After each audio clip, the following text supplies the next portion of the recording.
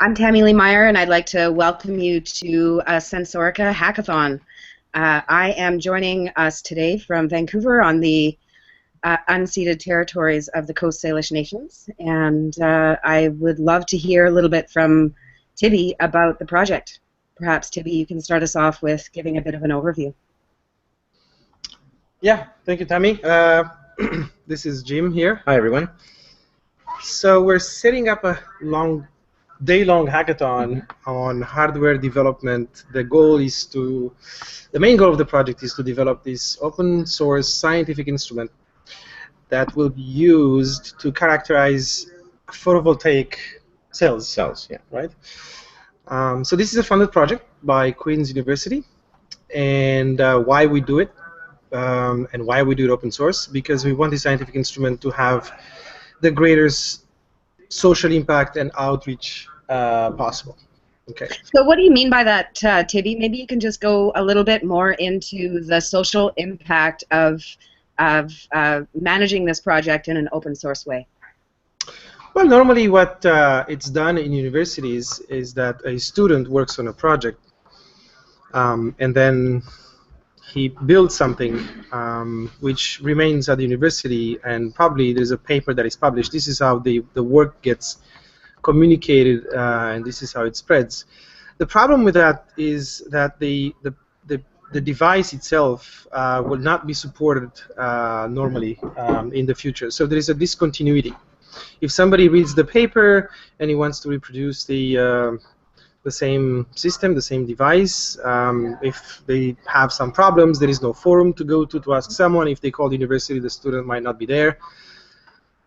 So I call it a dead object, an object that was made, was published, but was not socialized, or it doesn't have a community of support, and usually it loses continuity.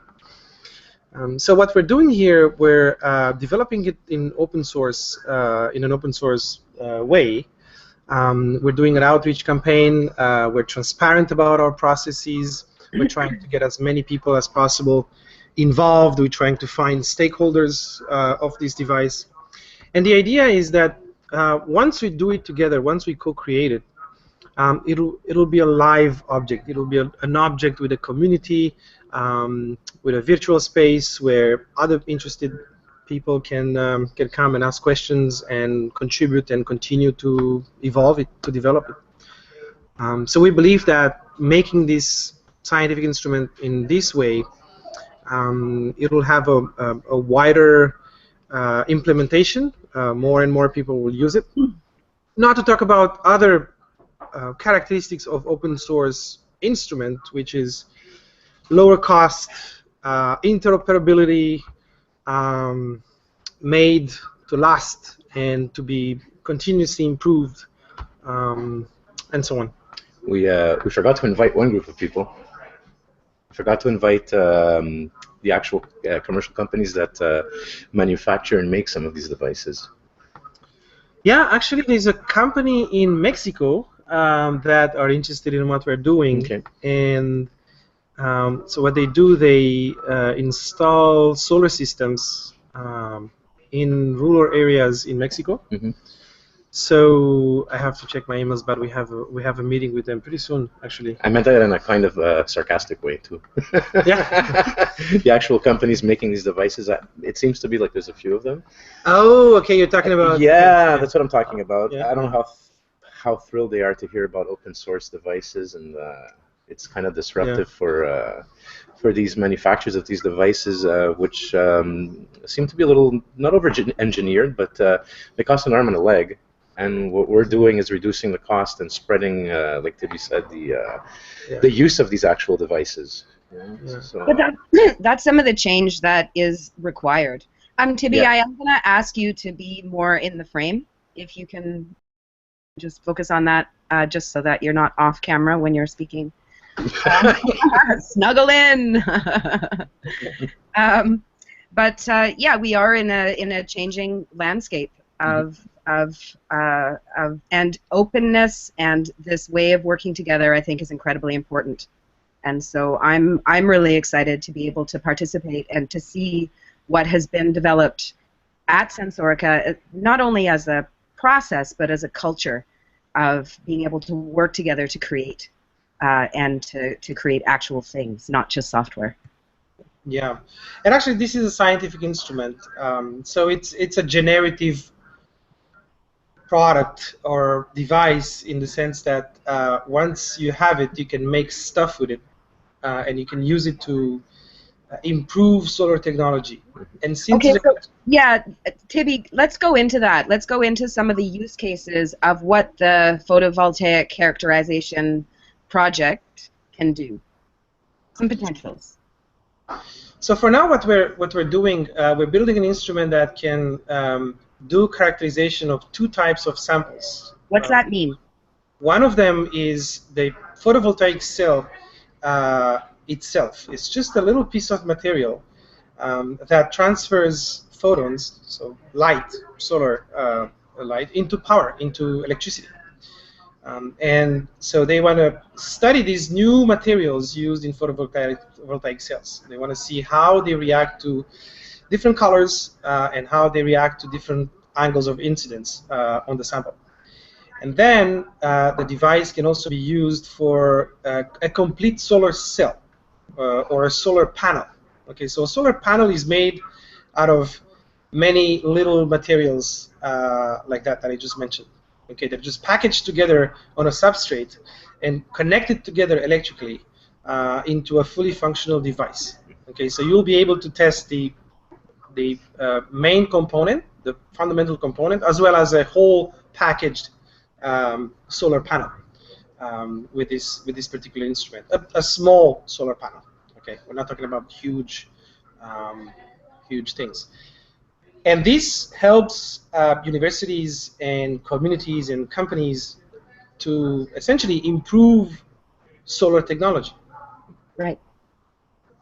So, for example, different parts of the world would have different strengths of solar energy at different times of the year, so you could plan for load and that sort of thing? Exactly. So you can have different types of materials. You want to add something here? Yeah, sure. Yeah, so what we're responsible for building now is actually the motorized mechanism that basically tilts and controls a platform where the cell actually moves, and it's linked to a system that characterizes the actual cell. So for now, we're just responsible for the actual, let's call it the tilting bed. It's basically a gimbal. It's like it rotates on two axes. Further on, we may be able to develop the rest of the system, but for now we're just replacing that part of the system, which I believe from what the professor that gave us the contract was that he couldn't make any modifications to it, right? So that's why we're building an open source device. Fantastic. Does it make sense to go into some of the elements of the because it's not just one piece, although that's what's being developed, but there's a few elements that are included in the project in the design considerations. Yeah, actually I can share my screen, right? Yeah, we can share the screen, and we can talk over it too, sure. Okay, so let's take this one.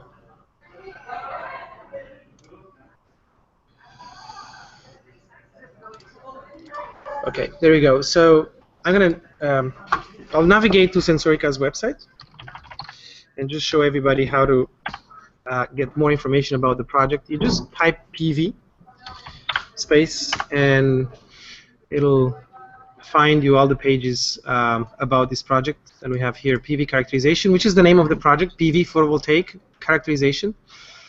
We just embedded our live hangout for the hackathon today.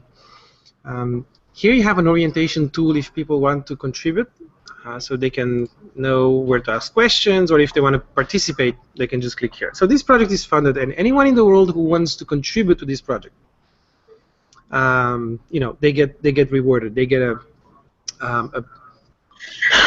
is funding allocated for different types of activities, and anyone who contributes in these activities, they get financially rewarded, actually. So this is where you can find everything about the project.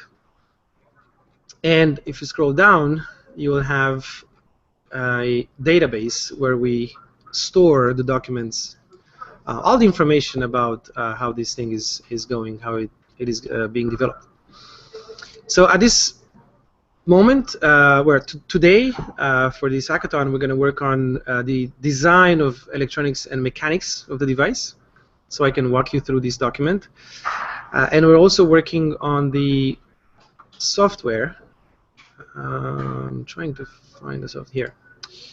On the software, you can click on these documents. Anybody can click on these documents. They're open to the public, right? And anybody can see the work as it's getting done.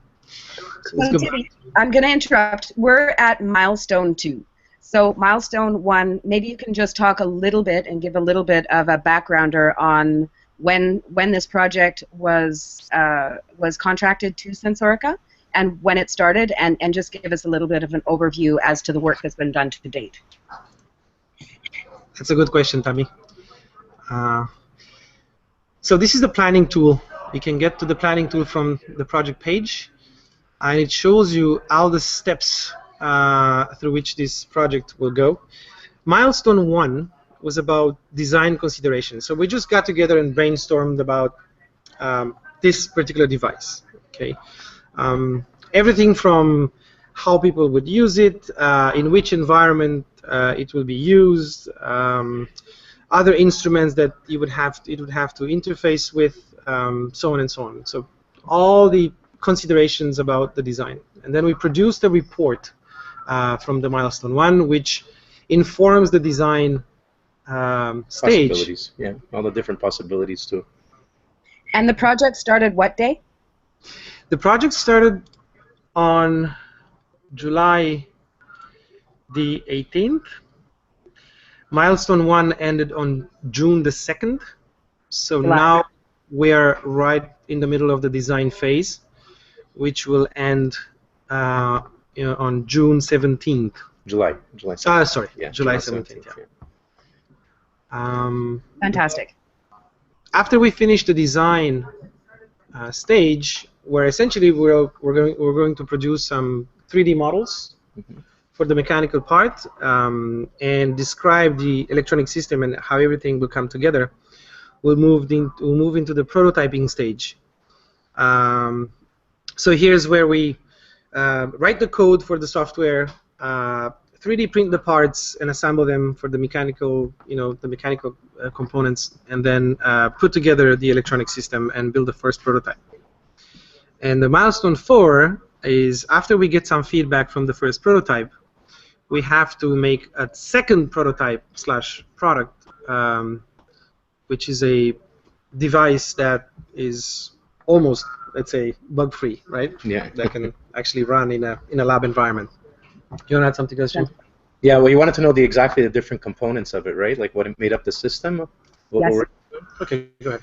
So so there's a mechanical, which is basically a rotating and tilting platform on 2 dimensions. So most of that is going to be 3D printed files. Okay. There's also the 2 motors that control. There's a microcontroller board that controls all that on the. It's an Arduino, which is a very popular board for that. Also open source. Also open source. Everything. We're trying to use as many open source tools, open source libraries for this. Even the actual tools that we're using to develop everything, we're trying to use as many open source tools as possible. So yeah, so you have the microcontroller, and so this is the mechanical side right over here. And that's what Sensorica is building. That's what Sensorica is building, of course, yeah, right over here. Then you have another main component, which is the actual software, which is going to be running on Linux. So this software is basically what's going to have the user interface that's going to be able to set the different settings on how to rotate and tilt. So it's if we scroll down over here, I believe we could see. Yeah, so this is a selection of the different boards. As you see, we listed a lot of different options for a lot of the systems, and slowly through the crowd came a consensus of what would be the best option for that system. And we've pretty much finalized mostly all of the systems. There's just a few more to do. The software is actually there's so many options for actually programming software on Linux. There's no standard to that. You know, it's just use the best tool for the task, pretty much. So another system that's going to be on the mechanical side is a feedback device. We haven't come to a consensus yet for that. There's a few options. One is having rotary encoders that actually capture where exactly the device is tilting and rotating at the time. Another one that's an interesting option is basically it's actually what's kind of used in airplanes as a guidance feedback mechanism. These boards are really inexpensive, and it's basically an all-in-one package.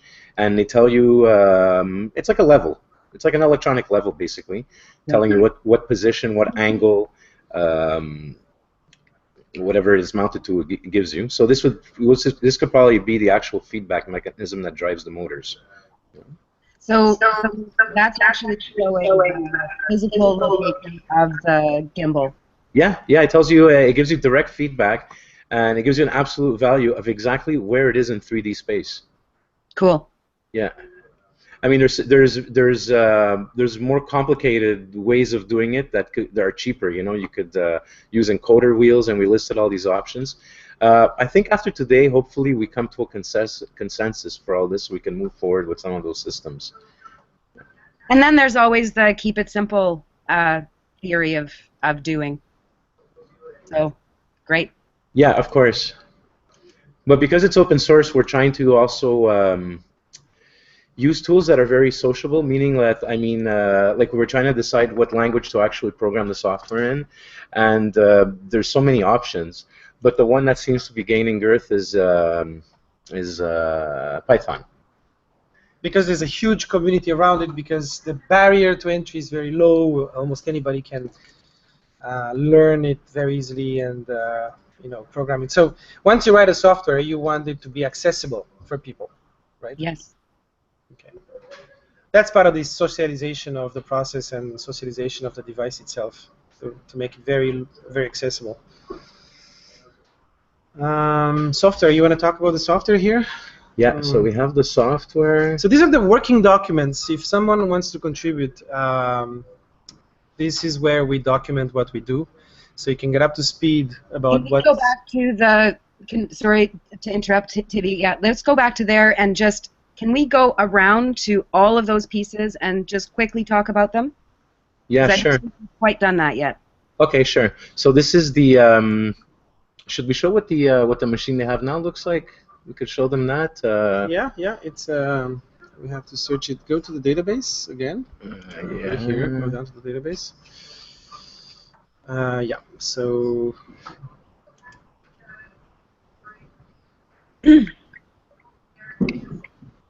So this is what we call a stage that's mounted on a tilting platform. This one seems to have has 3 little. These are called micro manipulators. Yes. Which basically you adjust with bigger movements. This translates it into smaller movements to make minute adjustments. They need this because the actual contact points on the cell, which is only a few millimeters wide and long, the actual cells that they test, have 3 little contacts on them, where they need to make contact with gold wires that they actually connect to the characterization device. Okay. So they use it to position. The little gold wire on that particular spot, which is tiny, tiny, tiny on the PV cell, and you have 3 contacts. That's why you need 3 little devices like that. We call this the micro manipulator. I'm just going to show it to you here. Where is it? We have a 3D design of a micro manipulator that is open source. Was made by Backyard Brains. Mm-hmm. It's a company that makes open source hardware kits for kids and schools to learn about bugs and their nervous system. Yeah. So they use a little micro manipulator that has 3 little screws to move this arm here in space with very precise, with high precision, right? So we're trying to look at this and get inspired by this open source design to make something better. So this would be this little thing here that is represented with green. That's the micro manipulator. Okay. It holds the electrodes, right? Yeah. And then you have. Why gold? Sorry? Why gold? Gold because it's a very good conductor. Mm-hmm. And it doesn't oxidize. It doesn't oxidize. Yeah, it doesn't oxidize. Okay. It's a very, very tiny wire, so yeah, oxidation might be a problem. So it'd be efficient at transferring the actual the voltage properly without any. Yeah. The surface is always clean. Yeah, right. Yeah. So this little red thing here would be the sample. Yeah. This would be the electrode mounted on a micromanipulator. The sample is put on a substrate. The substrate sits on a sample holder, so it's clamped on a sample holder. And what's the qualities of the substrate? The substrate is just a rigid material. It can be a plate of glass or anything else. Okay. So we're talking about some clamping that needs to be designed to hold the sample holder and the sample. So we're brainstorming here some mechanical designs for clamps, and eventually find one that can be 3D printed easily. So you have the substrate, and then the substrate has to be fixed on the sample holder, which sits on a gimbal. So the sample holder is part of the gimbal, basically.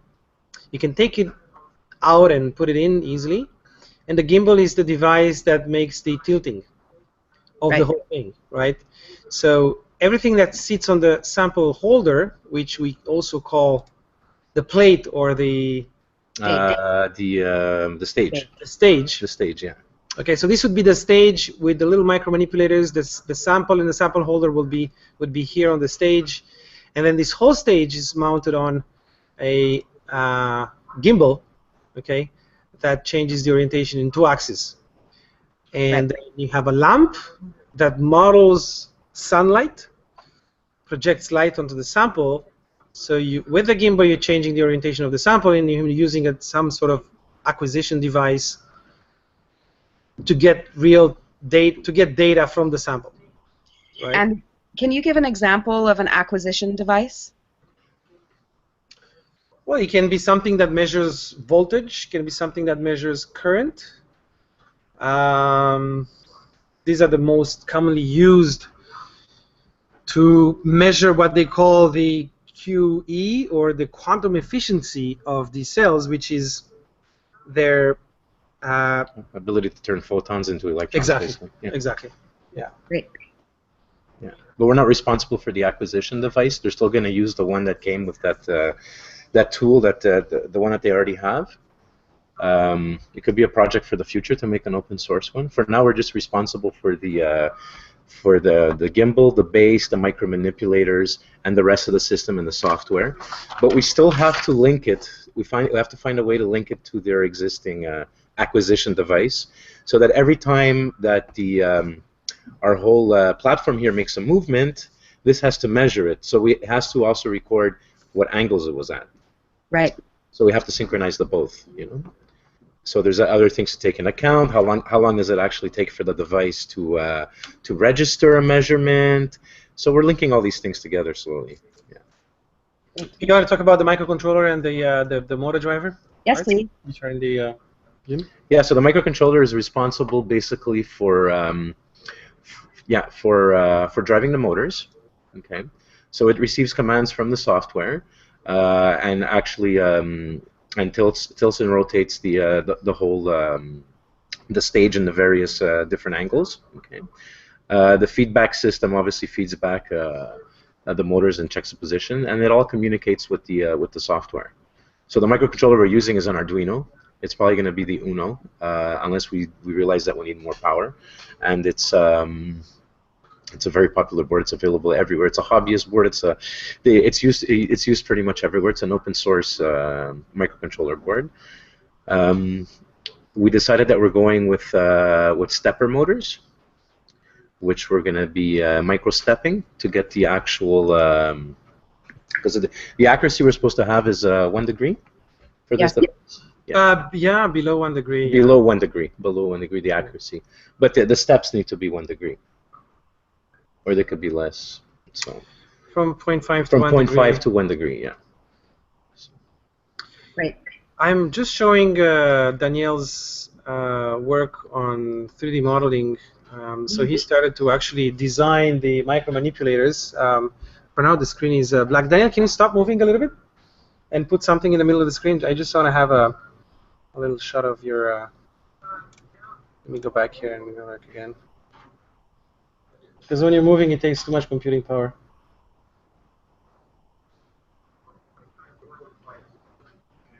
Yeah, we can't see much, but it's coming. It's coming. Throughout the day, this is what we're going to do. We're probably going to stop this video and start new.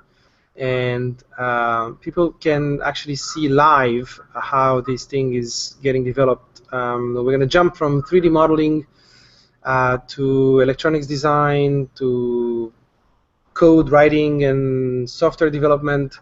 So this is a window into Sensorica's processes for collaboration, for co-creation. And you have different people working on different components at the same time throughout the day. During the week, work happens in an asynchronous manner. What we're trying today, we're trying to get together and have this synergy among different designers and a tighter coordination among us. Great. Thierry, or Jim, could you talk a little bit about the people that have been participating on the project so far?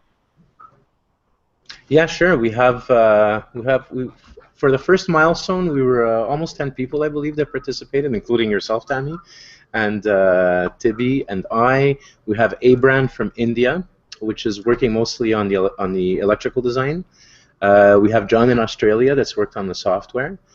Maria also. Maria is she's a user experience, user interface designer. Awesome. Yeah, so she wants to tackle that. And I've been trying mostly to coordinate the software and the software team that's behind that. We got a couple of responses yesterday. We might have some people today working on the software, hopefully. Who else is involved? We have Ahmed also, which is in the software. He's from Cairo, but he's now here in Montreal, and he's going to be joining us here later on the lab. We'll put him online. Yeah. And then we have other people around that are sort of that know Sensorica and act as a conveyor belt to the external world. I can name here Daniel, who is in Ottawa, but he's from Mexico, so he connected us to this company in Mexico that are interested in this device because they're into solar panels, right? So some people are not directly involved in the project in roles of design and outreach and coordination and facilitation or so on.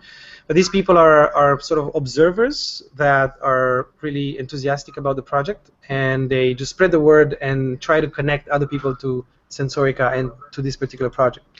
So you have a few layers of participation, I would say, right? Yeah. We have actually two participants from Burkina Faso in Africa that are registered. I haven't seen the contributions. I'll try to get in contact with them today and see if they're interested in collaborating. And of course, yeah, go ahead, Jim. Sorry. Yeah, and I think I forgot to mention Dan, who's in the back over there, 3D modeling right now. Yeah. Yeah, we had him here for a while, but unfortunately the screen is black. I don't know. Dan, if you stop moving, maybe it's going to pop up. So let's talk a little bit about how people can participate to close this session. I guess I'll share from my own experience. I'm a new affiliate with Sensorica, and I'm really excited about the potentials around peer-to-peer development and open source, both things. And it was exciting to actually work on a project, learn the system, and get paid. So obviously that's wonderful to be able to do good work and get paid. But one of the things that I've found is that people maybe aren't catching on that this is potentially an example of the future of work, of how we can work collaboratively together and to be able to provide for ourselves and do projects that can really use our skills and abilities. So I guess one thing that would be great to talk about is what skills and what tasks are needed right now on this project? So we cut this project into different categories for participation. Product design needs technical skills. So we're talking about mechanical design, electronics, and software. And software, you can break it down into programming and UX, UI development. Then you have outreach, which is getting people involved in the project because we want to build that community around this device to make it a live device, a living device. Coordination and facilitation, that's a very, very important role. So people that don't have technical skills, they can actually do that. I would put in the same category orientation. So let's say somebody new comes to the project and it doesn't know where to work and what to do and what's important now, but somebody can walk that person through the processes, try to find a particular task that might be interesting, and show where the documentation is, show him around in this virtual space for collaboration. And then you have some documentation or writing tasks. Actually, I should show this.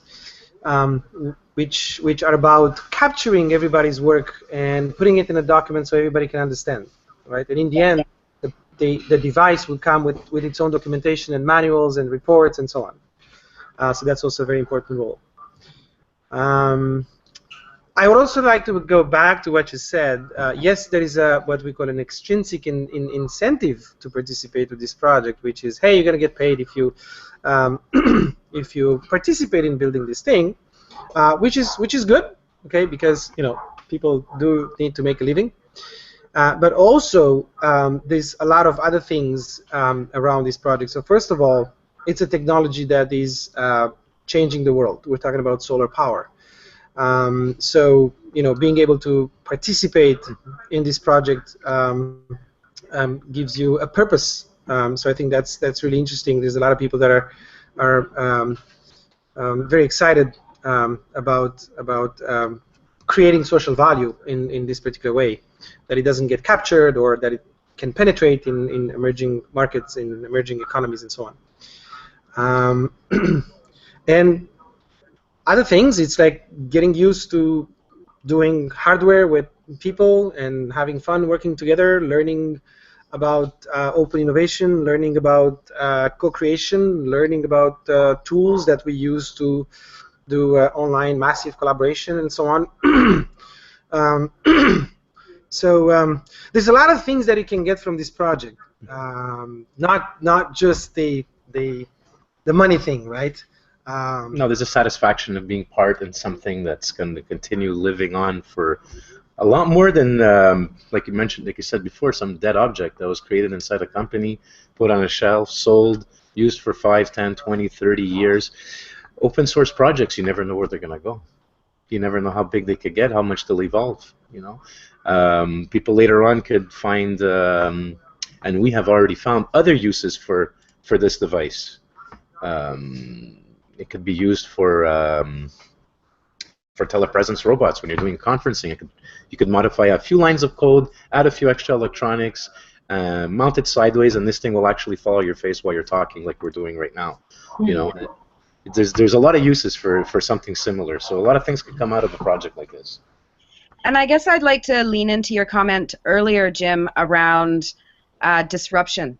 In that, this whole way of doing business challenges the corporate model, which is all about closed systems and protecting intellectual property, rather than using what it is that we're creating to build and to build together. And I think that there's a huge amount of value for society and for communities in that approach.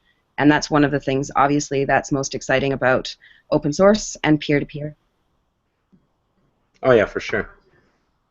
Yeah, it's also, I mean, the way things get developed, the amount of resources you use, like what I said, it could lead to other things. It's just mix and remix, right? I mean, you're not starting from the ground up again on a lot of things. That's right. Yeah. You make it available. Yeah, you make it available. So.